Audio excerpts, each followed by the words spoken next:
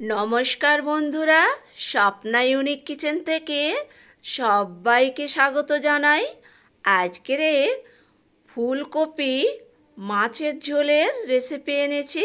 আর এখন সবে সবে ফুলকপি উঠছে, সবে ঠান্ডাও পড়ছে। তো এই সময় ফুলকপি খেতে ভীষণ ভালো লাগে। তো কিভাবে বানিয়েছে সেটা আপনাদের সঙ্গে এখন শেয়ার করব। এখানে আমি কপি নিয়ে নিয়েছি বড় দেখে। তো বন্ধুরা, পুরো ভিডিওটা দেখার অনুরোধ রাখলাম। আর কপিগুলো একটু বড় বড় করে কেটে নিতে হবে, কারণ মাছের ঝোলে বড় বড় করে না দিলে কপি গলে যাবে। তো এইভাবে আমি কেটে নিয়ে ফুলকপিগুলো কতটা বড় করে কাটছি সেটাই দেখাবো। আর যেগুলো কাটবো না সেগুলো বোটাগুলো ছুরি দিয়ে এইভাবে একটু কেটে নেব, তাহলে কী হবে, বোটাগুলো ভালো করে সেদ্ধ হয়ে যাবে। আর যেগুলো খুব বড় বড় ফুলকপি সেগুলো আমি দু চালা করে নেব। তো এইভাবে কপিগুলো প্রত্যেকটা কপি কেটে নিতে হবে। আর আমার কাটাটা হয়ে গেছে। এখানে আমি উষুম গরম জল নিয়ে নিয়েছি। গরম জলে দিয়ে দেবো সামান্য হলুদ, দিয়ে যে ফুলকপিগুলো কেটে রেখেছি এই গরম উষুম জলে হলুদ দিয়ে ভিজিয়ে রাখবো 10 মিনিট। তাহলে যদি পোকা থাকে বা কিছু থাকে ওগুলো বেরিয়ে যাবে। আর এদিকে নিয়ে নিয়েছি আমি আলুটা এইভাবে চালা করে একটু লম্বা লম্বা করে মোটা মোটা করে কেটে নেব। তো মাছ দিয়ে ঝোল হবে, বড় বড় কপি কেটেছি, তো আলুগুলো একটু মোটা মোটা করে কেটে নিতে হবে। ব্যাস হয়ে গেছে কাটা। এখানে পেঁয়াজটাও আমি এইভাবে কেটে নেব। কেটে নিয়ে ছোট্ট ছোট্ট করে পেঁয়াজটা কেটে নিতে হবে। তো এইভাবে, আর আজকের কোনো বাটা মশলা দেব না, সব কিছু গুঁড়ো মশলা দিয়েই রান্নাটা করে নেব।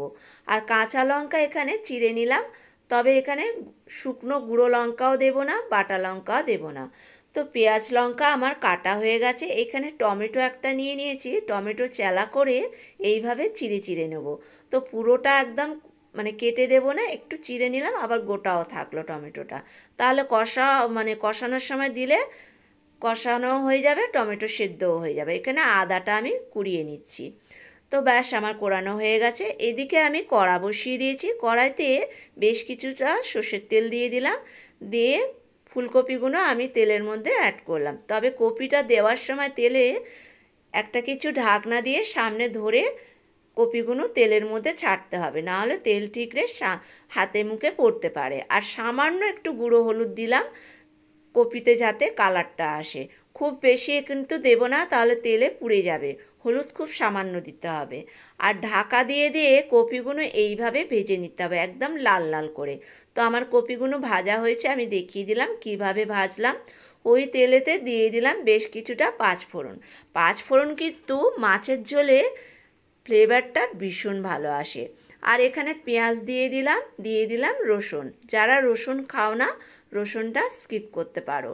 আমি এখানে দিয়ে দিলাম কাঁচা লঙ্কা, আর দিয়ে দেবো আলু যে কেটে রেখেছিলাম, আলুগুলো পেঁয়াজের সঙ্গে দিয়ে দিলাম। তবে পেঁয়াজ একটু নেড়ে চেড়ে আলুগুলো দিয়ে এবার ঢেকে ঢেকে আমি কষিয়ে নেব। তাহলে পেঁয়াজটাও ভাজা হয়ে যাবে, আলুটাও ভাজা হয়ে যাবে।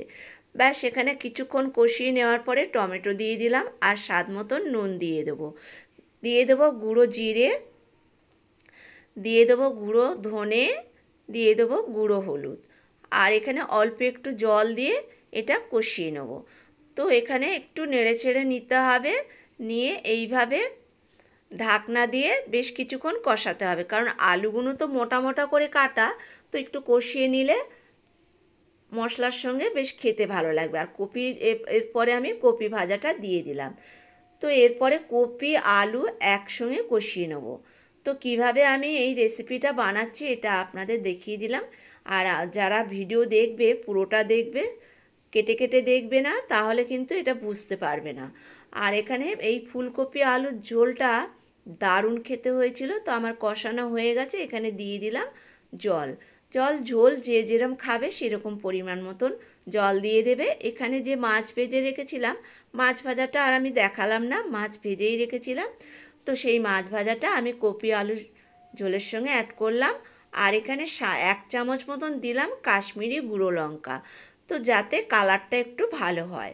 তো আমার ঝোলটা প্রায় হয়ে গেছে, এখানে দেখাচ্ছে ঝোলটা ফুটছে, আর একটু ফুটলে হয়ে যাবে। তো দেখো কালারটা কতটা সুন্দর এসছে। আর ঝোলটা আমার প্রায় হয়ে গেছে। এরপর একটু নেড়ে চেড়ে নেব, নিয়ে আমি এই ঝোলটা নামিয়ে ফেলবো। তো বন্ধুরা, ভিডিওটা যদি ভালো লাগে লাইক কমেন্ট শেয়ার করার অনুরোধ রাখলাম। নতুন কোনো বন্ধু হয়ে থাকলে ইউটিউব চ্যানেলটা সাবস্ক্রাইব করে নেওয়ার অনুরোধ রাখলাম। আর ঝোলের কালারটা তোমরা দেখেই বুঝতে পারছো কতটা সুন্দর হয়েছে, আর খেতে দারুণ হয়েছে। আর এই শীত পড়ছে সবে, অবশ্য এখন ঠান্ডা খুব একটা পড়েনি, সবে সবে পড়ছে। আর এই সময় এরকম বড় বড় কপি দিয়ে, বড় বড় করে আলু কেটে, মাছ দিয়ে, ধনেপাতা দিয়ে এরকম ঝোল বানিয়ে খেতে কিন্তু গরম ভাত দিয়ে বেশ ভালো লাগবে। তো বন্ধুরা, তোমরা যদি এরকম ঝোল বানাতে চাও তাহলে আমার রেসিপিটা ভালো করে দেখে নিও। আর কেটে কেটে দেখলে কিন্তু এই রেসিপিটা কিভাবে বানিয়েছি বুঝতে পারবে না। আবার ডবল করে বলে দিলাম। আর দেখো, আবার বলছি, এটা খেতে ভীষণ সুন্দর হয়েছিল। টাটা।